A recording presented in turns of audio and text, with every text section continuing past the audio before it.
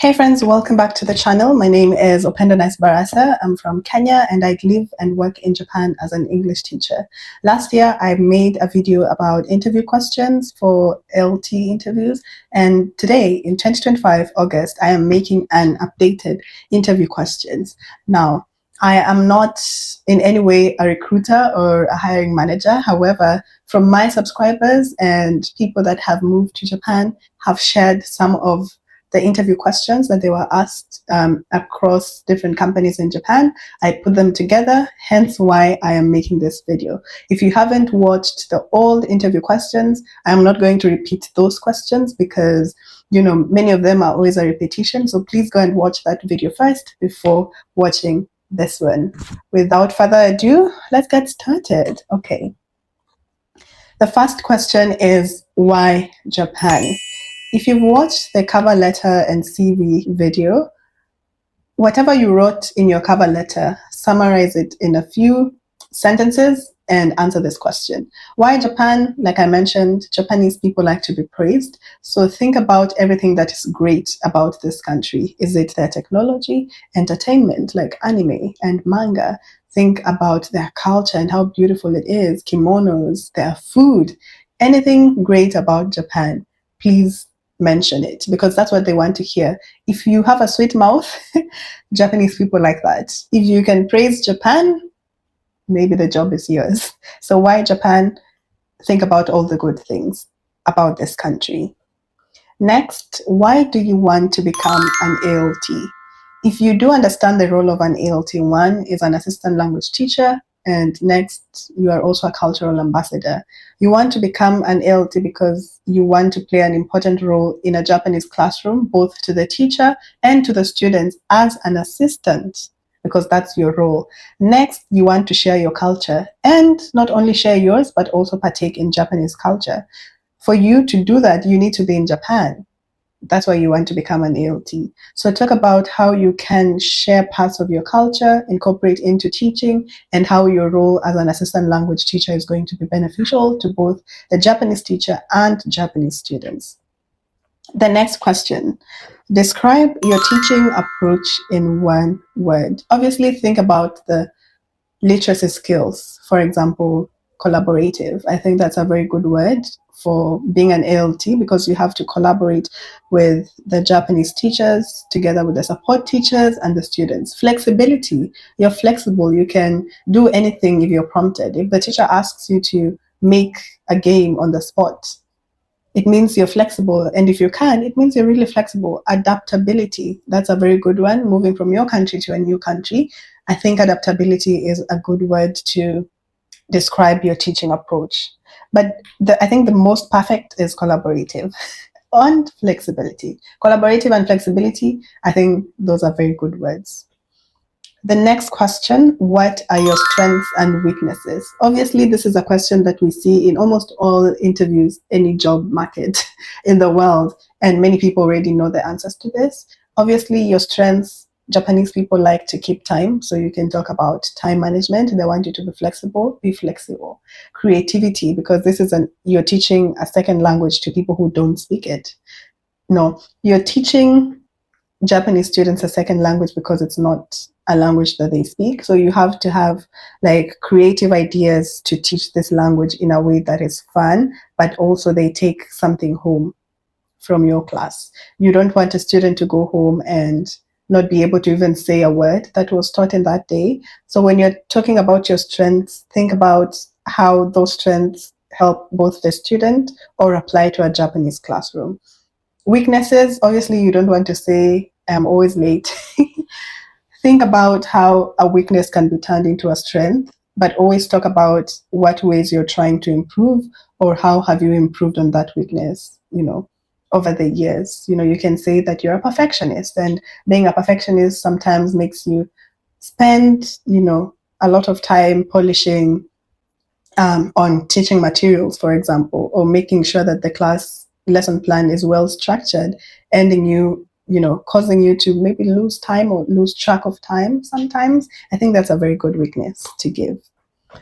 What are the roles of an ALT inside and outside the classroom? So this could be structured either together or separately. Basically, inside the classroom, you have to support the Japanese teacher. Just think support. And in what ways? Is it in pronunciation of words? Is it ensuring that the lesson plan is followed? What ways are you going to assist in the classroom? Always remember, what is the role of an ALT? An assistant language teacher, a cultural ambassador. So use that as your baseline, as your guideline to answer this question. Outside of the class, obviously, you want to engage and communicate with the students as much as you can in English. Hold small talk conversations, assist. Assist if you see any teacher that needs help trying to put up a chat, even if you don't work with that teacher, offer assistance. But in most cases, during breaks, you are expected to play or communicate, engage the students in English. So that's your role. You can give other examples, but these are the major roles of an ALT inside and outside the class. Next question. How does being an ALT help you achieve your goals in Japan? So think about the question, why Japan? And how does you being an ALT help you achieve those goals? So for example, if it's career growth, how does being an ALT in Japan help you grow in your career, because that's your end goal? If you're a teacher, I think this is you'll have a lot of fun with this question. Obviously, you've taught in your country. Moving to Japan, this is an international experience. It adds, something to your resume, your CV. It's like a stepping stone in your career as well. You can get better experience, international experience, exposure to a different culture. And if not, think about your general goals. It doesn't have to be career. It could be personal goals like growth, to be more flexible. And if you're moving to Japan as an ALT alone to a new country, you have to adjust to a new language, a new system, then being an ALT could help you build your flexibility or your adaptability. So don't stick to career. You can also think of personal growth. However, I think it's best to give one that's career oriented and then another one that's personal growth. Next question. Are you comfortable using digital tools to teach the students?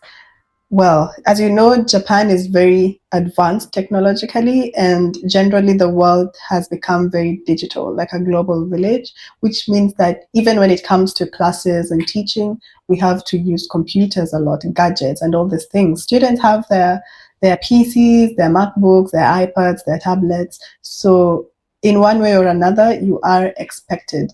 And it's just like a trick question to see, can you use like Microsoft Word? Can you use Canva and Google Sheets and all these things? So if you can, this is the best place to showcase those skills. You can talk about making like presentations on Canva or Google Slides, or you can talk about short videos and short films or short projects to make English fun. You can introduce them to the kids, talk about digital flashcards, talk about listening and speaking like audiovisuals. I think that would be great. But Google Workspace is very dominant in Japan, at least from my experience. So if you have experience with Google Workspace, please mention them. Next question. How open are you to receiving feedback? Communication skills, friends. Imagine if you had a teacher who didn't like how you taught a class or how you did something. How are you going to handle that? Obviously, you have to be open for, what's it called? What's it called again? Something criticism. I forgot the term for it. But you have to be open to receiving both positive and negative feedback. If a teacher tells you, hey, maybe I don't think you pronounced that word well, how are you going to react? Are you going to like say, oh my God, are you doubting my skills? I'm the native speaker here. You are the Japanese teacher. No. How are you open to receiving feedback? Obviously, be calm, take time, apologize if you hurt someone with your words, or, be open to even seeking guidance. This question, number one, how I would answer it is, first, if it was something that hurt somebody, I would first apologize. But if it's something to improve my skills, I can also seek advice from them and tell them, hey, maybe, would you guide me better next time? Or how would you want me to improve? Rather than defense, think about how you can ask for help. and improve, rather than being defensive and saying, oh, you can't tell me that, I'm the native speaker, for example. Just think about how positively can you receive criticism. That's the right word. Where do you prefer to live? This is a question that tests your flexibility and adaptability. Obviously, in Japan, we do have urban positions, rural positions, and in most cases, driving positions are in rural areas. You don't want to restrict yourself to urban centers only or rural centers only, because positions could be anywhere. And if you say, I only want to live in Tokyo, for example, Tokyo has very competitive positions. You probably might not get a position in Tokyo, but you might get a position in a smaller city. So you don't want to be very restrictive, because it just shows that you're not a flexible person overall. Tell them that you're open to living and working anywhere, if you've lived in a rural place before, if you've lived in an urban center before. Or you can even make your answer like positive by saying you're open to living in a rural area because all your life you've lived in the urban centers. Because I feel like that's restrictive, but also in a good way. Like if you insist, oh, I think I just want to work in Tokyo, which is the urban center, or Tokyo, the impact that Tokyo has in the world. It's the biggest city in the world. It kind of seems negative in a way. Next question. How do you think teachers are viewed in Japan compared to your own country? Well, this is also a slightly trick question, because in Japan, teachers are huge role models, and whatever teachers do, the students might copy. And I feel like this is the rule of thumb everywhere in the world, I guess, even back home in Kenya. As a teacher, you're seen as a role model. And if you do something wrong, do something embarrassing, it's embarrassing to both the schools and the students. So in Japan, that requirement or that thing is heightened. I don't know what to call it, but how teachers are perceived in your country, if it's like they're put on a pedestal at 90%, in Japan, double that or triple that. So you can give a response on how teachers are seen as role models in both countries, but you think in Japan, this thing is, emphasized a lot more. Being a role model has been emphasized compared to your home country. Lastly, expect like classroom situation questions, like what would you do if a student is crying in your class or a student is disruptive? Always think of creative ways you can play a song and students can sing along to capture their attention, or you can involve the student more by asking them questions. When they ask questions regarding discipline, you have to remember that as an ALT, you are not required. It is not your job to discipline. And if you see a student that needs, your attention or needs to be disciplined, in quotes, you can always inform the Japanese teacher. That is the best response. Anything on discipline, if you hear the word discipline, that's not your role. That's the Japanese teacher's role. So if you get any questions around discipline, let them know that as an ALT, that is not my job because of A, B, and C, maybe language barrier. It would be difficult for you to understand why the student is behaving the way that they're behaving, but you can't discipline without understanding because you don't speak Japanese. So it's not your job, it's the JT's job.